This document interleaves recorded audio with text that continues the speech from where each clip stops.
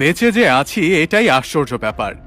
সকালে দাঁত মাজার জন্য টুথপেস্ট নিলাম, এর মধ্যে নাকি ক্যান্সারের উপাদান।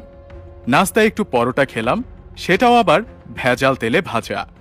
সুন্দর দেখে একটা কলা খেলাম, তাও আবার কার্বাইড দিয়ে পাকানো। চাঙা হওয়ার জন্য এক মগ কফি নিলাম, সেটাই নাকি কফির গুঁড়ো কম, তেঁতুল বীজের গুঁড়ো বেশি। কাঁচা বাজারে গেলাম টাটকা শাক সবজি কেনার জন্য। কিনবো কি, সব তো হাইব্রিড সার দিয়ে ফলানো। মশলা আর হলুদ গুঁড়ো নিলাম, ওতে আবার লেড আর ক্রোমাইড কেমিক্যাল মেশানো। সয়াবিন তেল দিয়ে রান্না করব, সেই তেলের অর্ধেকই নাকি পাম অয়েল মেশানো। মাছ মুরগি খাবো, কিন্তু সেগুলোকে ভেজাল পোল্ট্রি ফিড খাইয়ে বড় করা হয়। গরমের দিনে একটু তরমুজ খেতে মন চাইল, সেটা নাকি পটাশিয়াম পারম্যাঙ্গানেট দিয়ে লাল করা। বাচ্চাকে আমলিচু খাওয়াবেন, ওগুলোও তো আবার ফরমালিন দেয়া। একটু মিষ্টি খেতে মন চাইল, জিলাপি নিলাম, সেটা নাকি পোড়া মোবিল দিয়ে মচমচে করা। ইফতারে গলা ভেজাতে শরবত খাবো, তাতে মেশানো হয়েছে ক্ষতিকর রং আর কেমিক্যাল। খেজুর কিনলাম, চড়া দাম নিয়ে ধরিয়ে দিল ৩ নম্বরই খেজুর। ইফতারে মজা করে মুড়ি মাখানো খাবো, সেই মুড়ি ইউরিয়া দিয়ে ফোলানো। সরিষার তেল দিয়ে মাখিয়ে খাবো ভেবেছিলাম, সেই তেলেও তো ভেজাল। সুন্দর দেখে বড় বড় পেঁয়াজু কিনেছিলাম, খেয়ে মনে হলো বড়া খাচ্ছি। আলুর চপে আলুর নামগন্ধ নেই, বেগুনিতে বেগুন খুঁজে পেলাম না। সবজি চপ মুখে দিয়ে মনে হলো খড়কুটো চিবাচ্ছি। প্রোটিনের জন্য গরম দুধ খাওয়া দরকার, কিন্তু গাভীর পিটুইটারি গ্রন্থিতে ইনজেকশন দিয়ে নাকি অতিরিক্ত দুধ দোয়ানো হয়, তারপর আবার মেশানো হয় 1 বালতি পানি।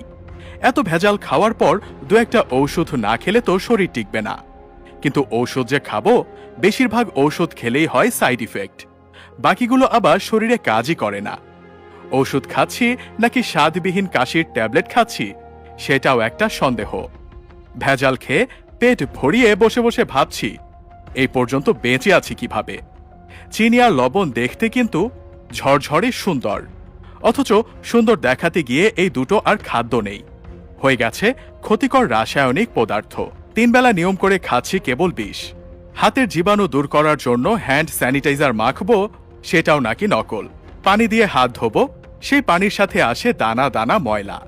সবজি কিনতে গিয়ে ভালো দেখে বেছে বেছে নিলাম, বাসায় এসে দেখি সব পচা। চিন্তায় পড়ে গেলাম, এ কেমন জাদু? ব্যবসায়ীরা কি মানুষ নাকি এলিয়েন?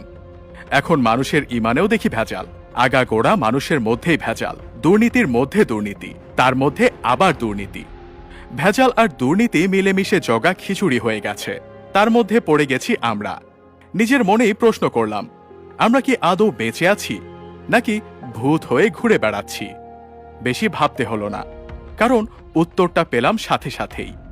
যে পরিমাণ ফরমালিন খাই, তাতে শুধু ফলমূল নয়, সাথে আমরা মানুষেরাও সংরক্ষিত হয়ে গেছি, নইলে তো কবেই পচে যেতাম।